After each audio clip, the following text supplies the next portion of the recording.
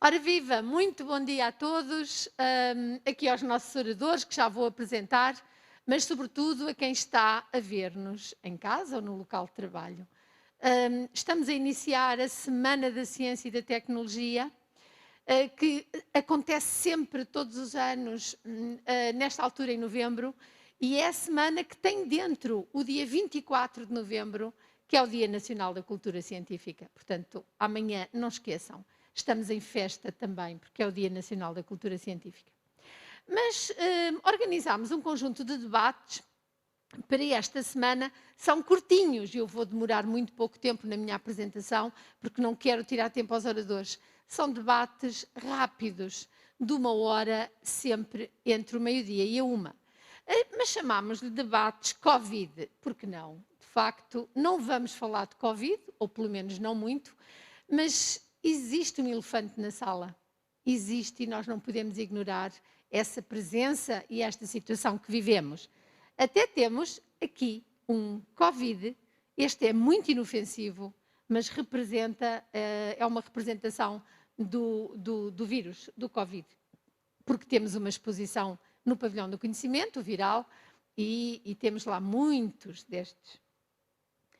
Bom, mas então estes debates é para celebrar a Semana da Ciência e da Tecnologia, porque a palavra celebrar não parece estar muito de acordo com o tempo em que estamos a viver.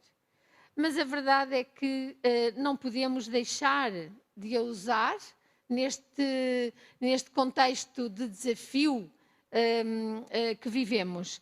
E estes debates devem trazer as palavras, dizemos nós, que precisamos para superar o fim de uma década deste século e lembrar-nos que ainda ficam a faltar mais 8. Quer dizer que, por exemplo, nesta semana, no nosso país, vão nascer 600 crianças que esperam 80 anos do virar do século, esperam, dizemos nós, um planeta que continue a girar, assegurando a sobrevivência de uma sociedade com mais engenho, ciência e cultura. O protocolo que temos aqui do uso da máscara estamos no auditório vazio, com uma caixa de ar muito grande e com renovação de ar permanente, mas todos vamos usar máscara. Quando estamos a falar, podemos tirá-la. Eu tirei, quando acabar de falar, vou colocar de novo. E os nossos convidados podem fazer. Podem, no momento em que falam, tirar a máscara, enquanto todos nós a mantemos. Mas é como decidirem melhor. E passo já a apresentar os nossos convidados oradores, agradecendo a todos estarem aqui. É um gosto muito grande e estamos muito felizes com a vossa presença. Pedro Gadanho, sabemos, foi curador do Departamento de Arquitetura e Design do MoMA, em Nova Iorque, dirigiu depois o MAT, aqui em Lisboa, e regressou agora, ao que parece, a uma paixão de longa duração, que envolve cidades e transformação urbana, não é? E a verdade é que agora é diretor executivo da candidatura Guarda Capital Europeia da Cultura 2027. Depois falará a Emília Ferreira. Emília, muito obrigada também. É licenciada em Filosofia pela Faculdade de Letras da Universidade de Lisboa, mestre e doutora em História da Arte Contemporânea, não é? Da Faculdade de Ciências Sociais e Humanas da Universidade Nova de Lisboa, e o que ela faz agora, e muito bem, é dirigir o Museu de Arte Contemporânea do Chiado. Acrescentamos nós. Bom, Luís Castro, viva Luís, que bom estares aqui também. Vem da Medicina Veterinária para as artes do espetáculo, para o teatro, para o cinema, e tem desenvolvido formações nesta área, desde Londres até Lisboa. E a verdade é que fundou a Carnarte, que é uma estrutura dedicada à produção, criação e investigação artísticas. E desenvolveu um conceito novo, Parfinst. Nós até o desafiámos já em tempos a ligar o Perfinst ao Perfinst Museum e correu muito bem. Que belo trabalho que foi feito então. E, portanto, cruza as artes performativas, as artes plásticas. É isso que faz o Perfinst. E agora vamos mesmo dar início. Eu convidei cada um dos oradores a escolherem uma fotografia que vai estar presente enquanto estão a falar e a conversa vai fluir. Não têm um tema muito específico. Já dissemos que não vamos falar de Covid, mas ele está cá, está. E, portanto, é impossível falar de cultura e das artes performativas hoje sem falarmos da situação que estamos a viver. Portanto, é uma conversa que vai fluir ao vosso ritmo e quem vai começar é mesmo o Pedro Gadanho. Então, bom dia, obrigado pelo convite. Microfone. Bom dia e obrigado pelo convite que me endereçaram para estar aqui. É sempre bom ter oportunidades para refletir sobre o momento presente. E foi também esse espírito que presidiu sempre a minha atividade de curadoria, quer no MoMA, quer depois no MAT. Mas hoje, de facto, acho que é nosso dever falarmos aqui, particularmente no pavilhão do conhecimento, e do ponto de vista da área em que trabalhamos, neste caso a área contemporânea, a cultura urbana, etc., falar do impacto do conhecimento, e nomeadamente do conhecimento científico, nas práticas artísticas contemporâneas. E de facto, é uma área que para mim já era importante, mas que com a passagem à fundação do MAT, foi de facto um projeto muito específico. Uma das razões, ou as razões pelas quais se fizeram este museu, chamado Museu de Arte, Arquitetura e Tecnologia, uma das razões, obviamente, foi o facto da Fundação EDP ter uma coleção de arte contemporânea e, portanto, ser esse um dos seus objetos principais e, portanto, fazia todo sentido fazer um museu na área da arte contemporânea e da produção artística nacional e internacional. Por outro lado, com o Museu da Eletricidade, tinha já uma tradição de tratamento de conhecimento científico, tecnológico, e, portanto, pareceu-nos muito bem que se incluísse essa área num museu novo que se queria interdisciplinar e com um conceito inovador. E a arquitetura, de algum modo, relacionava-se também, não só com a minha herança enquanto curador, mas também com aquilo que era o impacto do novo edifício desenhado pela Amanda Levete, ali em Belém, ao pé do Rio Tejo. E, de facto, nasceu essa ideia do MAT enquanto um museu que cruzasse estas áreas. Mas, para mim, foi sempre claro que, digamos, o foco essencial deste museu era a arte contemporânea e o modo como depois os artistas absorviam os impactos da tecnologia, das transformações sociais à sua volta, da cultura urbana em transformação nas grandes cidades. E, portanto, digamos que era o olhar do artista sobre essas realidades e a forma como o artista interpretava criticamente esse conhecimento e o transformava em obra de arte que para nós era importante. E foi por isso que eu trouxe aqui uma imagem de um projeto que considero paradigmático, que foi uma instalação do Tadashi Kawamata, chamada Overflow, e que exatamente focava um tema que para nós se tornou cada vez mais urgente dentro da programação do museu. E que era exatamente outra emergência que temos connosco e que me parece que é de algum modo indissociável da própria Covid. E, portanto, sendo esse o elefante na sala, eu diria que o outro elefante na sala são, de facto, as alterações climáticas, o balanço ecológico que estamos a viver neste momento, o facto de estarmos a criar problemas terríveis a nível de poluição, de destabilização de ecossistemas, de biodiversidade e, portanto, de também a arte cada vez mais estar a refletir esses temas. Na verdade, há quem diga que a Covid é também uma expressão dessa condição, no sentido em que, à medida que invadimos os espaços, os últimos espaços naturais, vamos dar de encontro com vírus que não estavam em contacto com os humanos. E o que quer dizer que, de repente, através do contacto com um animal selvagem que tem pouco contacto com a sociedade humana, de repente se desencadeia uma pandemia para a qual temos poucas resistências. Há quem diga, inclusivamente, que a partir do momento em que, devido às alterações climáticas, possa haver um chamado feedback loop, em que o metano se começa a libertar do permafrost, não se sabe que vírus com bilhões de anos é que possam estar ali escondidos, que venham também a entrar em contacto com a nossa sociedade. Ou seja, a própria pandemia, muitos dizem, eu concordo, pode ser uma espécie de um ensaio geral para problemas e emergências com as quais nos vamos deparar em breve devido ao incremento dos impactos das alterações climáticas e da crise ecológica, verdadeiramente de uma emergência ambiental que estamos a viver. E foi por isso que eu trouxe esta imagem. Esta imagem, como alguns lembrarão, tinha a ver com uma instalação artística de grande impacto emocional e que justamente partia do conhecimento que temos atualmente dos impactos do plástico, da produção do plástico e da maneira como esse fica, nomeadamente nos oceanos, em lenta degradação durante 50, 100, 200 anos, criando micropartículas de plástico, começam a entrar na nossa dieta, começam a entrar na constituição física de animais, de peixes, etc.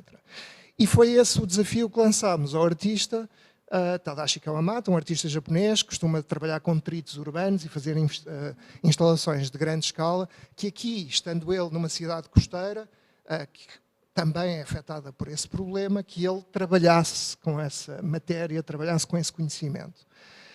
Entramos em contacto com associações de voluntários que estavam a recolher, ao longo dos anos, já a recolher todo o lixo que vinha dar à costa portuguesa, a nível de plástico, e depois o artista imaginou esta grande onda que ocupava a sala oval do MAT e criava, de facto, uma obra artística de grande impacto emocional. Muita gente falava de um murro no estômago quando entrava nesta sala.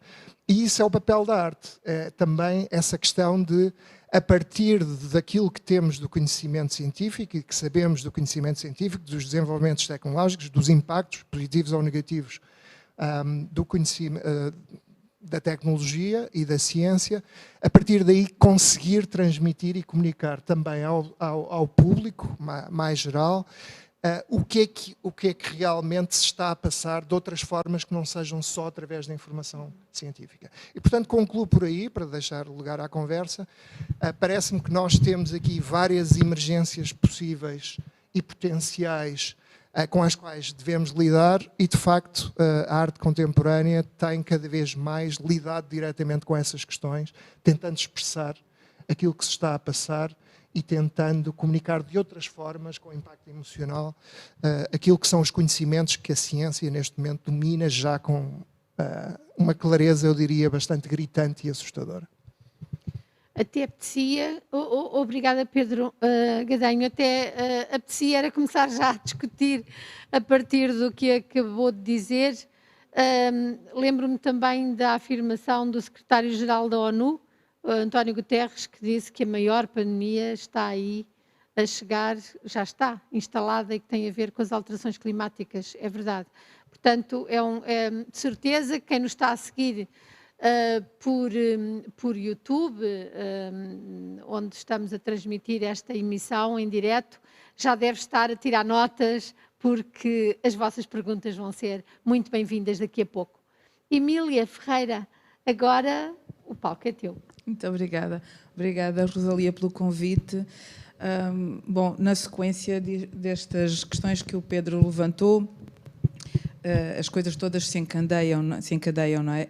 Eu trouxe uma imagem do Alfred Keil, de 1877, que faz parte agora de uma exposição que nós temos neste momento no MNAC e que se chama Dilema de Ser e Parecer, o retrato na fotografia, pintura e escultura 1850-1916. E o que aqui temos representado é o próprio Alfred Keil enquanto pintor, a pintar, olhando para o horizonte que está a observar, para reproduzir, imagino eu, na própria tela, sendo observado pela sua mulher, Cleide Sinati. Há aqui eu trouxe esta imagem não só pela relação também que na exposição é feita entre o desenvolvimento das questões da fotografia e como ela contribui para o desenvolvimento da pintura, para o próprio repensamento da pintura, como mais tarde acontecerá dentro das vanguardas, mas também pela questão da relação da ciência com o desenvolvimento artístico e pela relação de quem cria e da observação que propicia aos demais. Aqui é uma relação de proximidade, mas na realidade a cultura, a arte existem para a participação. E quando estava ontem a pensar no que é que poderia vir trazer aqui, e partindo do C de cultura e do C, do infeliz Covid, o C é também de ciência, obviamente, de conhecimento, de comunidade, de cidadania. E muitas vezes nós esquecemos-nos, e esta é uma batalha que agora os museus, como toda a cultura está a atravessar, e que é o facto de sentirmos que estamos a atravessar um momento particularmente negro, não só em termos sociais, mas também em termos das próprias instituições e dos próprios criadores, e que é esta solidão de se trabalhar para ninguém, ou de se querer trabalhar sem ter alguém do outro lado. Nós estamos aqui a falar para um auditório vazio, estamos a comunicar através de ecrãs. A tecnologia permite-nos isso, mas há um lado que a tecnologia ainda não nos dá, e que é a questão de estarmos de corpo inteiro ao pé do outro, não nos podermos olhar olhos nos olhos, não é? Mesmo quando estamos a trabalhar através de plataformas como o Zoom ou o Skype, ou seja o que for, nós não podemos ver o outro olhos nos olhos. E essa percepção que é feita também com o corpo todo é algo que nos falta na dimensão da relação. Aqui, neste momento, é um problema bastante sério que estamos a atravessar e que não sabemos ainda como é que vamos conseguir resolver, não é?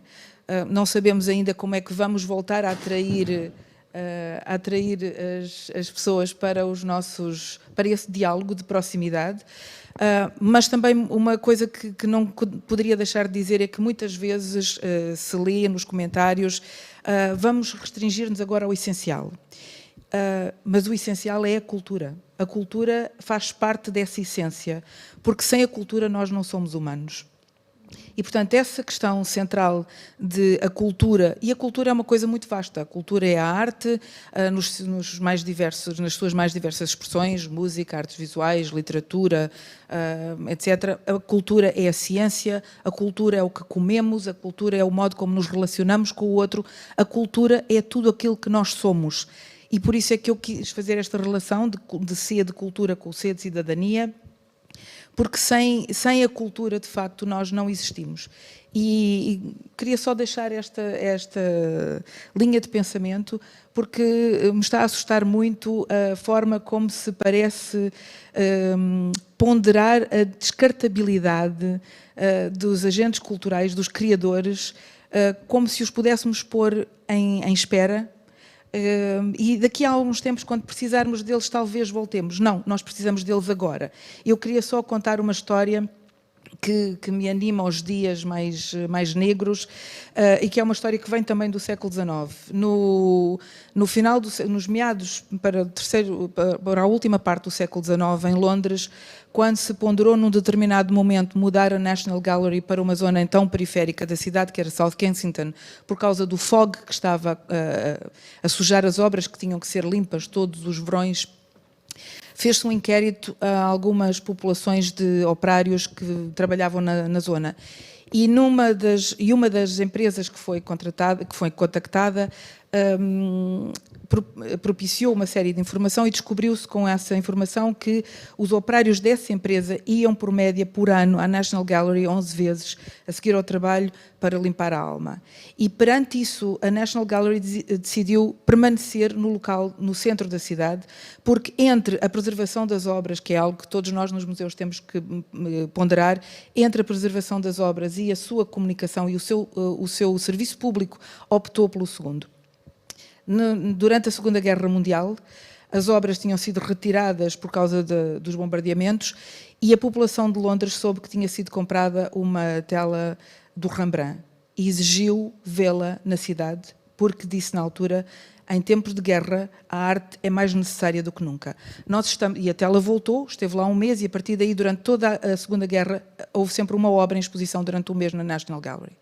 Esta consciência nós ainda não a temos. É bom que a tenhamos. É urgente que a tenhamos.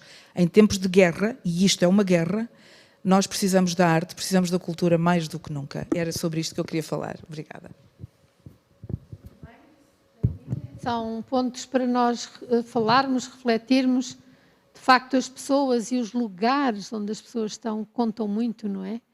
E quando perdemos essas referências, fica-se muito mal. Mas vamos ver aqui, Luís Castro. Aguardamos a tua intervenção.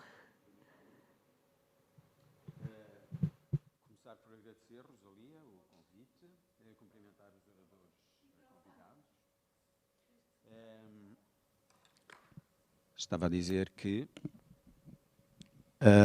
Estava a agradecer, Rosalia, o convite e a cumprimentar os oradores convidados. E cumprimentar elogiar particularmente, já, pronto, antes do debate, a questão das alterações climáticas e a questão da cidadania, que eu acho absolutamente fundamentais para este debate. Posso apresentar-vos brevemente a imagem. A imagem, a doutora Rosalia Vargas apresentou a Carnarte, a estrutura que nós fundámos em 2001, como uma estrutura de criação artística, efetivamente, que é o que trabalha entre as artes de palco e as artes plásticas, com uma herança na ciência, porque eu tenho uma licenciatura em Medicina Veterinária, pronto, que depois nunca exerci na prática, mas pronto, que existe, e que é fundamental para a estruturação de todos os projetos e todos os trabalhos. E desde que, efetivamente, nos conhecemos, tivemos ocasião de trabalhar em 2 projetos em colaboração íntima com a Ciência Viva e com o Ministério da Ciência, Tecnologia e Ensino Superior, que foram Perfins Museum, este precisamente, cuja imagem existe no ecrã, e Fogo, no Teatro Thalia. Portanto, este foi em 2013, Fogo foi em 2017, e eu escolhi esta imagem, que é da autoria do Velzé, o outro diretor artístico da Carnarte, porque me parece absolutamente paradigmática, no sentido em que vemos num espelho côncavo toda uma equipa de humanos a trabalhar num espaço, num armazém, que na altura era um armazém no Beco da Mitra, e temos uma imagem por cima de um ser, enfim, semi-deformado, que pode, de alguma maneira, que nos pode, de alguma maneira, projetar para, se quisermos ter um bocadinho redutores para a questão da doença ou da deformação ou do vírus, propriamente dito. Portanto, eu acho que há ali uma relação vírus-humano muito forte, e foi esta a razão por que escolhi a imagem. Portanto, eu assumo-me efetivamente como investigador, pronto, trabalhei como ator durante muito tempo, dei aulas, etc., mas foi a partir do momento em que percebi que eu tinha que intervir na sociedade enquanto artista e enquanto cidadão, que percebi que tinha que criar os meus próprios espetáculos, tinha que encontrar a minha linguagem. E a minha linguagem, efetivamente, não encaixava nas artes, enfim, no teatro, passou por lá, mas nas artes plásticas, etc. Portanto, havia performance sempre de uma forma muito marcada e havia sempre uma instalação do espaço de uma forma autónoma, digamos assim, de uma forma preponderante, de uma forma protagonística, que impedia que fosse uma coisa ou outra. E portanto, em Londres, em 1996, quando criámos o primeiro projeto, depois de várias tentativas em Portugal, portanto, eu depois fui viver para Londres durante uns anos, com o Velzé, o meu companheiro, que estava na altura a estudar artes plásticas na Central St. Martins, e foi em Londres que efetivamente conseguimos criar os 2 primeiros espetáculos.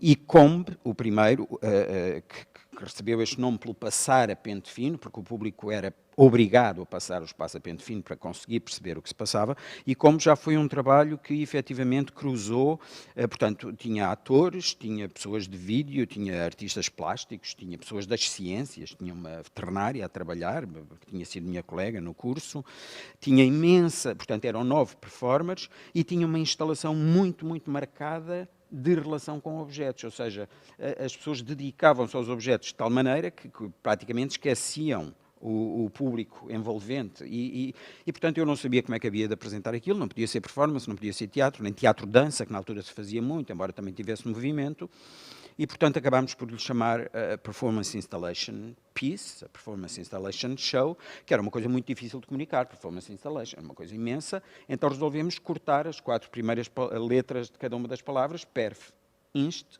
juntá-las e anunciar aquilo como um perfinst, uma coisa que ninguém sabia muito bem o que era, nem nós, na verdade, ainda.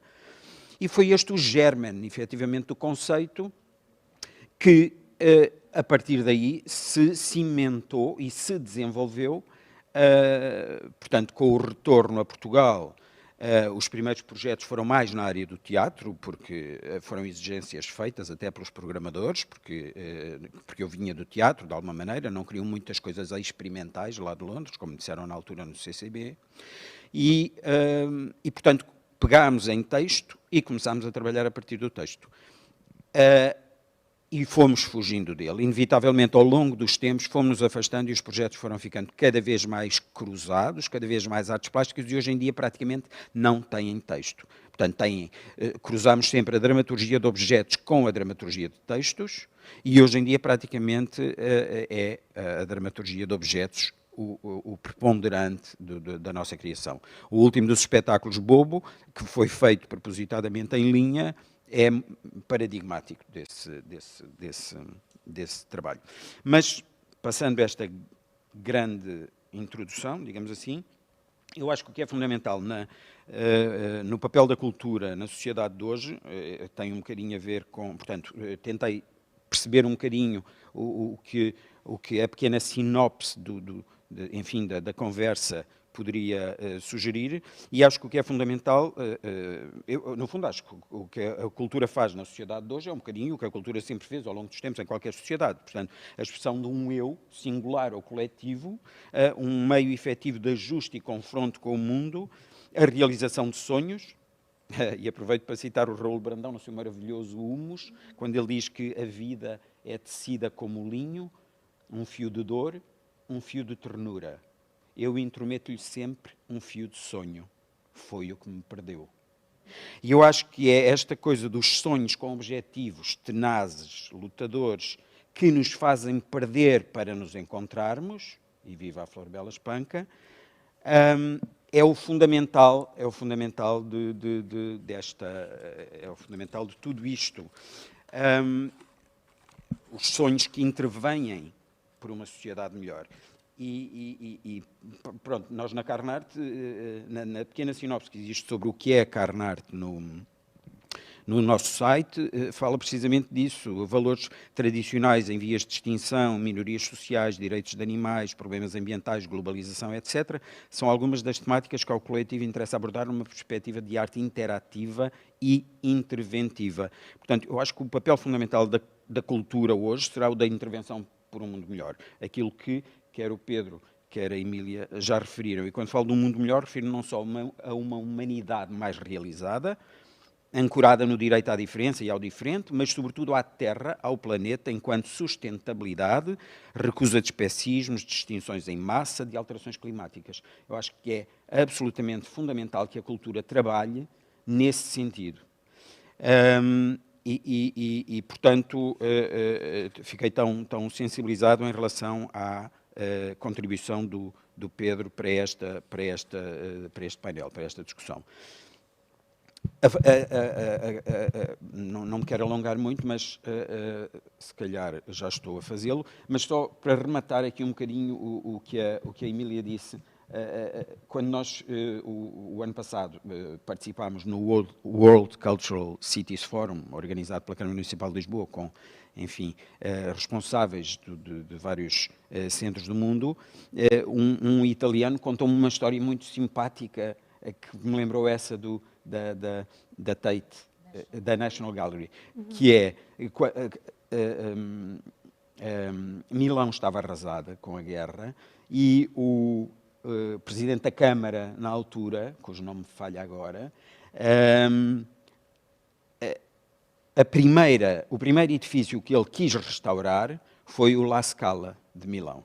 Porque ele disse vamos trabalhar para alimentar as pessoas, portanto, temos de trabalhar os hospitais e a produção de comida, sim, mas não podemos deixar de alimentar o espírito. Portanto, o La Scala tem que ser um dos primeiros edifícios a ser reabilitado nesta cidade.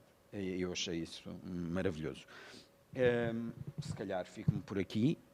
Realmente, sim, Luís, que belo mote para a nossa discussão, não é? E precisamos de cultura mais do que nunca e de ciência. E o que é curioso, não é por acaso, estarmos a discutir cultura dentro deste início da Semana da Ciência e da Tecnologia. Nós comumente trabalhamos mais naquilo que se pode dizer a cultura científica, mas a verdade é que só há uma cultura, não é? E a maneira como cruzamos ideias, cruzamos projetos, é prova disso.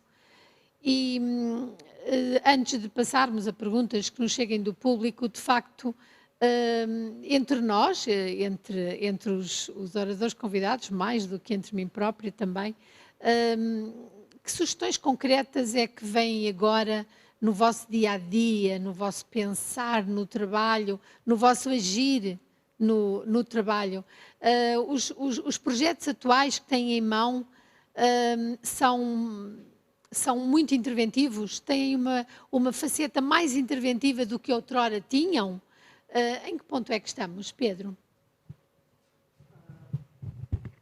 Bem, na verdade, eu acho que, da minha parte, houve sempre essa vontade de fazer intervenção.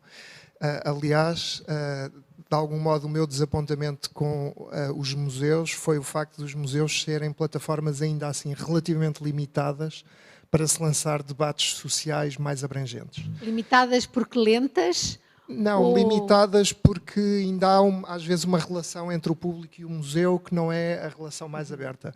E o que eu direi a seguir acho que explica o que eu quero dizer.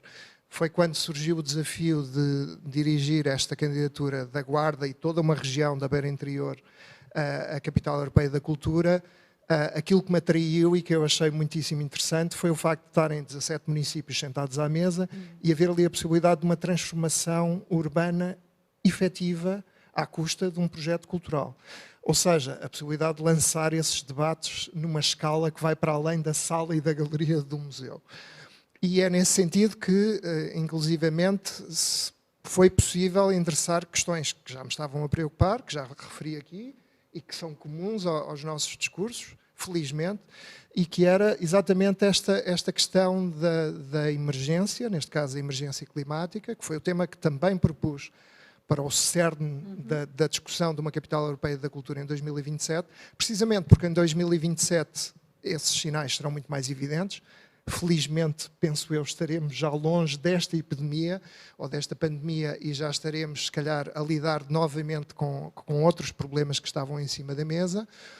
E a minha questão foi exatamente, numa situação de emergência, quando se considera que a cultura aparentemente pode ser a primeira a ser descartada, como é que nós reinventamos também a cultura para ela se revelar de novo essencial nas suas práticas do dia-a-dia? Porque nós falámos de cultura artística, falámos de cultura científica, mas também há, como a Emília estava a dizer, uma cultura do dia-a-dia. A maneira como nós fazemos os nossos dias também é uma expressão cultural. E, portanto, como é que essa se pode cruzar com as expressões artísticas e científicas? E podemos imaginar outras práticas culturais, participadas por todos, que tornem a cultura essencial de novo numa situação de emergência. Porque vimos com a Covid, já depois de ter lançado esta ideia, percebíamos com a Covid que era exatamente isso que uma emergência fazia. Era essa aparência de que a cultura era a primeira coisa a descartar, era a primeira coisa à qual era retirado o financiamento, Era a primeira coisa que se podia desviar daquilo que são consideradas necessidades essenciais. E parece-me que isso está profundamente errado, obviamente, porque a cultura, lá está, não é só espetáculo, não é só produção cultural no sentido a que viemos a desenvolver nos últimos 50 ou 60 anos, mas é, de facto, a criação da nossa identidade em práticas do dia-a-dia. E, portanto, é por aí que estamos a tentar antecipar para 2027 como é que se pode reimaginar essa prática cultural à face destas emergências e particularmente da emergência ecológica. E felizmente estamos a trabalhar numa região que ainda está muito ligada à natureza, ainda está muito ligada a práticas rurais e que de facto pode ser líder em Portugal dessa transição, dessa grande transição que já está obviamente adoptada em termos de policy e de planos europeus, mas que no terreno ainda não se vê realmente a crescer de uma forma como tem que crescer. Portanto, esperemos que a cultura seja também um veículo para essas transformações que são extremamente necessárias. Antes de intervirem, eu não posso deixar de partilhar aqui convosco, porque estamos no auditório José Mariano Gago e porque foi Mariano Gago que criou a Semana da Ciência e da Tecnologia no nosso país, bem como o Dia Nacional da Cultura Científica. E lembro-me, posso partilhar com todos algo que ele me dizia frequentemente, que era, e que vem de encontro ao que o Pedro acabou de dizer, em relação à importância que a cultura tem e quando aparece uma pandemia, é algo que parece ser descartado logo de início e que tanta falta faz. E a verdade é que Mariano Gago dizia-me sempre, nós temos que prestar atenção àquilo que não grita, porque é isso que nos requer atenção permanente, porque as outras coisas estão sempre a saltar da gaveta, não é? A toda a hora. Agora, aquelas mais silenciosas são aquelas que mais falta nos fazem e que mais requerem a nossa atenção. Nesse caso também, neste caso principalmente, a cultura, em todas as suas dimensões, não é? Maria Emília. Emília. Não, é essa questão do que grita e do que não grita, do que é mais visível, aparentemente. Nós às vezes lidamos com as coisas e aquelas que pensam que são tão. Há coisas que são tão visíveis que nós deixamos de as ver, não é? Contamos com elas como se elas estivessem sempre lá, podem desaparecer a qualquer momento, são muito frágeis, não só o equilíbrio do nosso planeta, do qual nós dependemos, não somos uma entidade à parte, nós dependemos deste equilíbrio e infelizmente temos contribuído muito para que ele se deteriore e estamos a levar com essas consequências. Espero que o acordar seja rápido. Mas, por exemplo, ainda no caso da cultura, às vezes dá-me vontade, quando vejo as pessoas dizer que as coisas podem esperar, dá-me vontade de lhes perguntar como é que teriam sobrevivido nos tempos da quarentena se não pudessem ler um livro, se não pudessem ouvir música, se não pudessem contemplar uma imagem que tivessem em casa, se não pudessem ter acesso também à tecnologia, à internet, à televisão, a todos os modos que nos mantiveram em contacto uns com os outros. Como é que seria? Aí sim, seria o deserto e aí sentiriam a falta dessas coisas. Portanto, é necessário pensar que a montante existe quem cria esses conteúdos e essas pessoas precisam também de continuar a ter as suas necessidades asseguradas. Não podem deixar de comer durante 2 ou 3 meses para depois voltar, porque entretanto morreram. E entretanto aquele conhecimento e aquela criatividade que tinham desaparece. Portanto, esta é uma parte. Agora, em relação à pergunta que colocavas, como é que estamos a lidar com isto, eu concordo também com o Pedro quando ele diz que sentiu uma falta de contacto dos museus com o exterior. Os museus, sobretudo em Portugal, em que durante muito tempo se mantiveram instituições sisudas, e fechadas ao outro, estão a passar por uma fase de reajustamento, e esse reajustamento é complexo a vários níveis, não é? E exige agora da parte dos públicos uma atenção a que eles não se habituaram, porque precisamente durante muito tempo houve um discurso demasiado hermético. A ciência tem feito um trabalho incrível de divulgação dos seus conteúdos. As humanidades, apesar do nome, continuam fechadas num reduto, nos minaretes estranhos que não têm contribuído para a sua valorização. E, portanto, é necessário agora fazer um trabalho cada vez mais aprofundado de relação com o outro, de abrir, como diz a Nina Simon, tornar o museu relevante, abri-lo à comunidade. Não será fácil, e neste momento em que há cada vez menos meios, e em que os museus se confrontaram com a sua falta de meios para comunicar com o exterior, isso ainda é mais complicado. Mas estamos a tentar adaptar-nos, sendo que, estando no olho do furacão, é muito difícil ainda perceber para onde é que estamos a ir. Estamos a tentar usar as tecnologias no sentido de trazer as pessoas até nós, sendo que o medo que as pessoas sentem do espaço comum faz com que elas acabem por ficar muito em casa, vão ao supermercado porque têm que ir, mas não vão ao museu porque têm medo. E os museus são seguros. Os museus são seguros até porque não há multidões nos museus. Se houve, em determinadas fases, alguns museus que de facto tinham essas multidões, neste momento nem esses as têm, e em muitos casos esses até estão fechados. Em Portugal continuamos a mantê-los abertos e espero que continuem, porque é preciso que eles continuem abertos. Mas é preciso também que as pessoas percebam que podem lá ir para fruir de uma coisa que não têm modo de fruir de outro modo. Como é que as vamos convencer? Esse está a ser o processo, porque estamos a passar e não está a ser muito óbvio para nós, porque vamos dizendo, mas as pessoas vão reagindo, optando pelo conforto das suas casas e pensando que ver uma imagem no ecrã é o mesmo que lidar com ela ao vivo, mas não é. Não é mesmo, não é? É verdade isso. Luís, nesta fase, o que é que tens de projeto que ligue as pessoas, que tenha a mensagem clara da intervenção, da cidadania, do urgente, daquilo que é urgente sentir e fazer? Esta pandemia apanhou-nos, como a todos, de surpresa, e, portanto, a programação intensa que nós tínhamos este ano, de 8 criações, ficou reduzida a 4. A grande parte do trabalho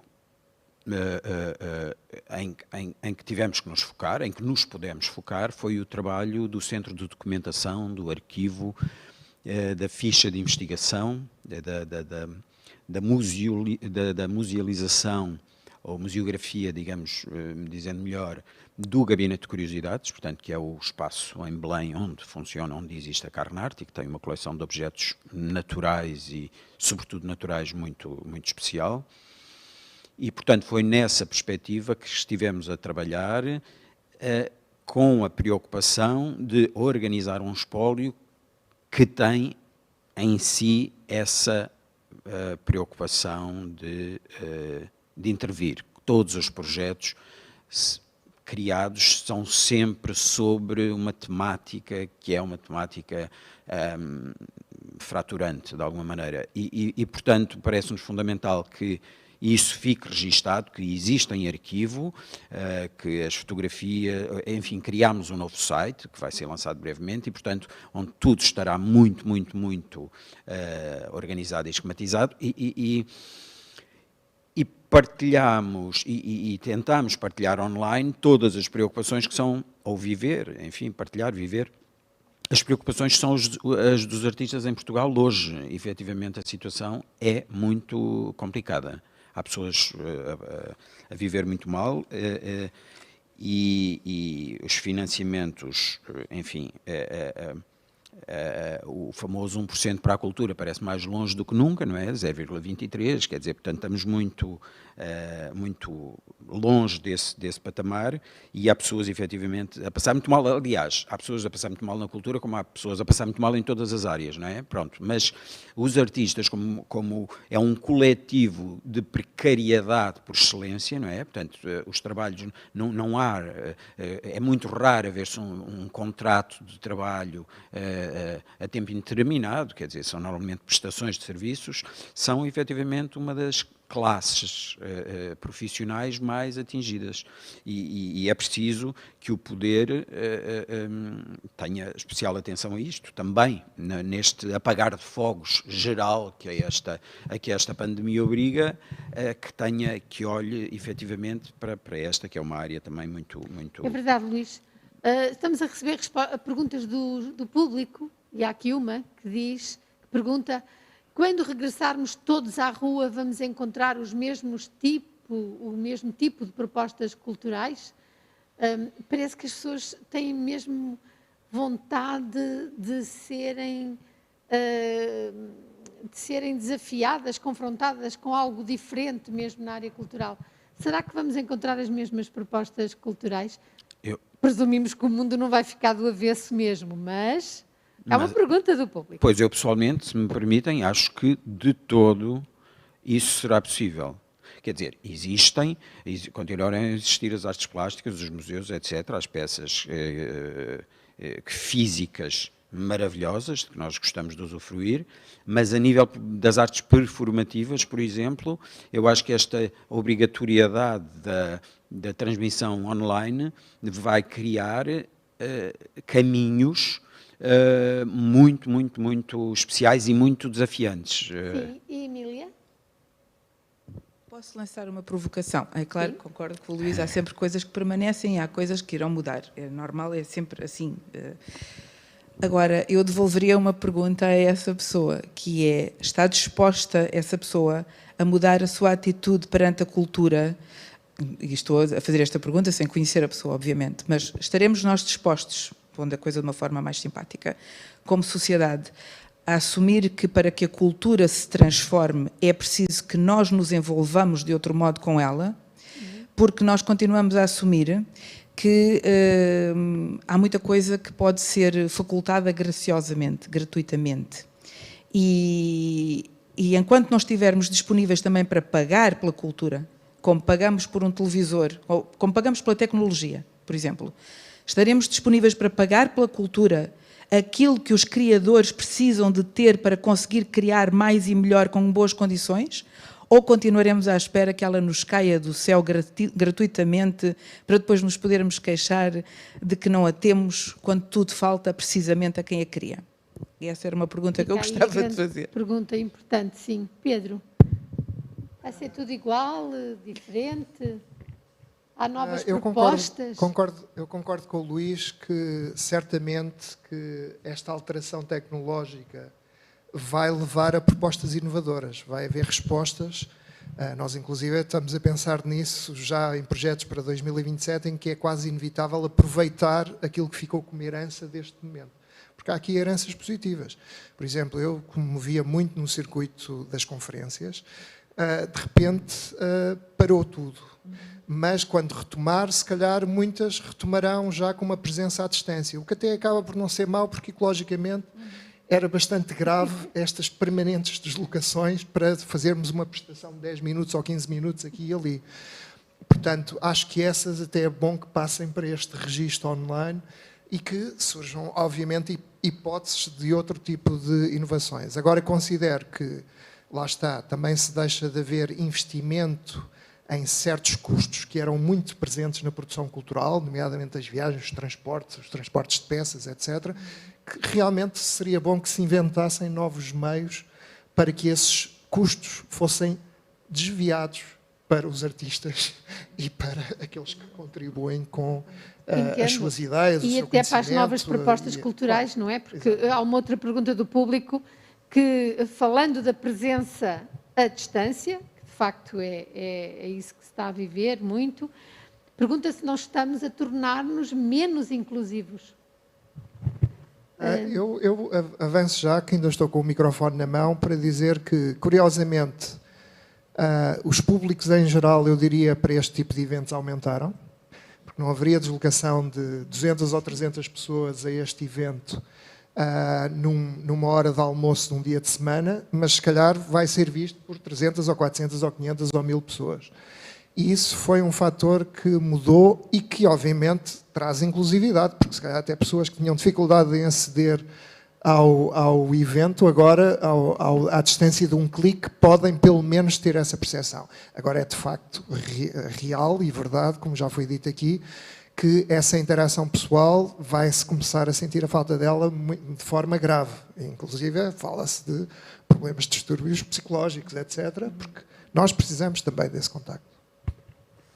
Mas é interessante, de facto, a multiplicação de eventos e de possibilidade de contacto, não é? Porque, e o exemplo destas nossas conversas, que são curtas, é 1 hora, e é a hora do almoço, digamos assim, entre o meio-dia e uma da tarde, e não é muito hábito no nosso país ter debates a essa hora. É muito mais, e tu conheces, Pedro, a cultura dos Estados Unidos, em que isso é muito mais habitual, não? Sim, isso acontecia. No ano que estive em Harvard, muitos dos eventos de debate e discussão que existem na universidade eram à hora do almoço, porque inclusivamente fornecia-se alguma comida e as pessoas aproveitavam aquela hora para, em vez de estar só num café sentadas sozinhas, estarem numa plateia a ouvir cientistas debater, etc. E claro que esses são, se calhar, novidades que podem diversificar a oferta. Mas, repito, como se estava aqui a dizer, sinto também uma grande falta de interação, quer para os participantes nestes eventos, quer para o público, da possibilidade de a seguir se comentar, se trocar comentários, se continuar a conversa, etc. Porque também é verdade que estes eventos desligam e desligam de uma forma abrupta e depois não há mais conversação. Mas olha, já me tem acontecido não desligarem assim tão abruptamente, porque depois continuamos no telemóvel, quando conhecemos alguns intervenientes, a mandar mensagens, a receber.